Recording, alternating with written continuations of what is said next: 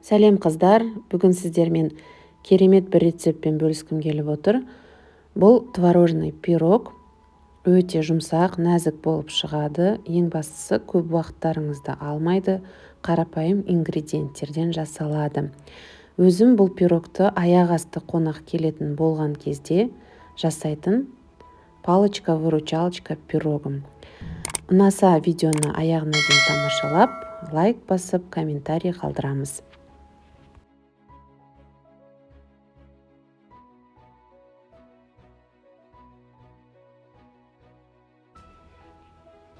Қажетті ингредиенттер: тестасына бізге разрыхлитель, ұн және сары май керек болады.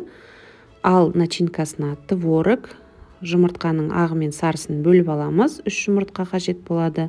Қаймақ және қант. Ең алдымен начинкасын дайындайтын боламыз. Ол үшін жұмыртқаның ағы мен қантты біріктіріп, жақсылап араластырып, ақ ұлпа жасаймыз.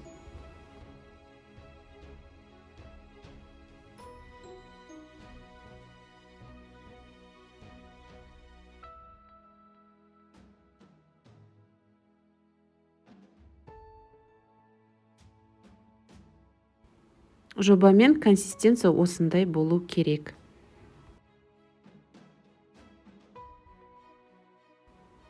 Енді бөлек ыдысымызға творогымызды саламыз. Менде творог үйдікі, пастообразный магазиннің творогы болса тіптен жақсы. 3 желтокты қосамыз және қаймақ қосамыз. Қаймақ менікі үйдікі, магазиндікі де жарайды. 20%-ығын алғандарыңыз дұрыс болады. Барлығын жақсылап араластырамыз. Үйдің творогы болғандықтан мен блендермен езетін боламын. Ал пастообразный магазиннің творогы болса, оны венчикпен ақ араластырасыздар.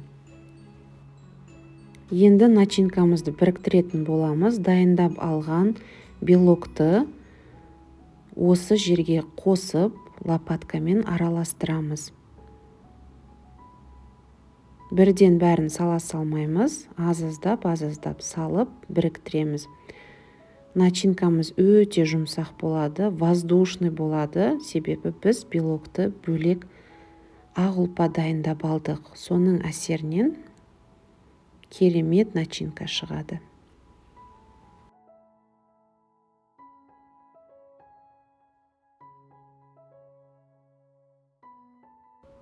Міне қыздар, начинканың консистенциясы осындай болып шығады, өте воздушный болады.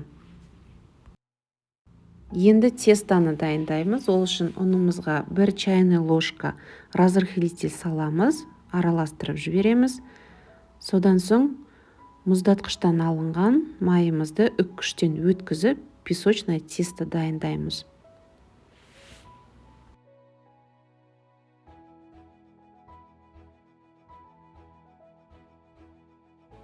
Артығы ешқандай зат қоспаймыз.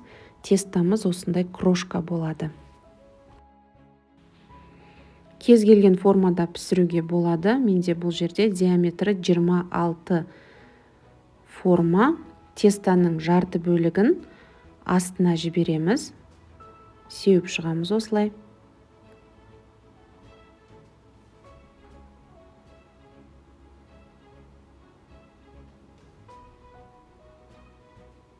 Ортасына начинканы жібереміз. Жақсылап орналастырып шығамыз начинкамызды.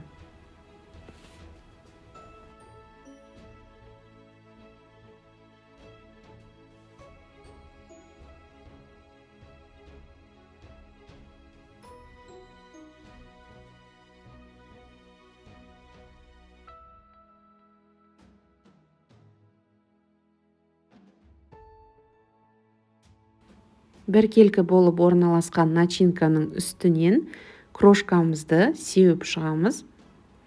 Және пешімізді алдын ала 180 градусқа қыздырамыз. Әркімде пеш әртүрлі, сондықтан пирогтың қызарғанына қарайсыздар, назар аударасыздар. Менде шамамен 40-45 минутта пирогым дайын болды.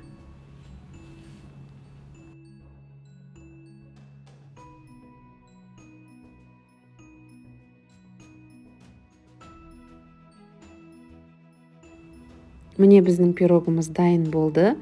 Творожный пирог оформлениені қажет етпейтін пирогтардың бірі.